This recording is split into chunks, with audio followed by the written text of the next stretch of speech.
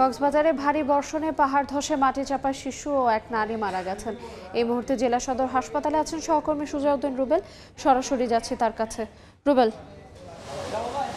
কক্সবাজারে পাহাড় ধসের ঘটনায় এ পর্যন্ত এক নারী ও এক শিশু সহ দুজনের মৃত্যু হয়েছে, যাদেরকে কক্সবাজার সদর হাসপাতালে আনা হয়েছে। ডাক্তার তাদের মৃত ঘোষণা করার পর তাদের মরদেহ এখন কক্সবাজার সদর হাসপাতালে মর্গে রাখা হয়েছে। আমরা এখানে আত্মীয় স্বজন রয়েছে, তাদের সঙ্গে কথা বলেছি। তারা যে বিষয়টি বলছে, গত 4 দিন ধরে আসলে কক্সবাজারে কোনো বৃষ্টিপাত হয়নি, রৌদ্র উজ্জ্বল আবহাওয়া ছিল।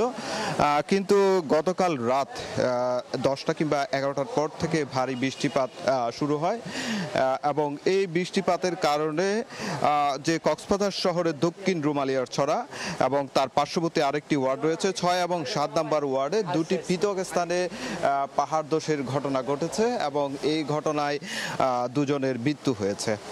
স্বজনরা বলছে ভোর 5:30টার দিকে এই পাহাড় ধসের ঘটনা ঘটে এবং সেই ঘটনার পরেই তারা স্থানীয় বাসিন্দা যারা রয়েছেন তারাই কিন্তু পাহাড়ের যে মাটি চাপা পড়েছিল সেই মাটি সরিয়ে তাদেরকে দ্রুত সদর হাসপাতালে নিয়ে আসা হয়। কিন্তু সদর হাসপাতালে নিয়ে আসার পরই যখন কর্তব্যরত চিকিৎসক তাদের দেখভাল করেন, তখনই তারা কর্তব্যরত চিকিৎসক তাকে আনার আগেই আসলে মৃত্যু হয়েছে বলে নিশ্চিত করেছে। তবে এই চলতি মৌসুমে গত 1 মাসে কক্সবাজারে পাহাড় ধসের রোহিঙ্গা ক্যাম্পে 13 জন এবং পরবর্তীতে কক্সবাজার শহরে এ পর্যন্ত এর আগে 2 জন এবং আজকে 2 জন, সব মিলিয়ে 17 জন পাহাড় ধসে মৃত্যু হয়েছে এই গত 1 মাসে।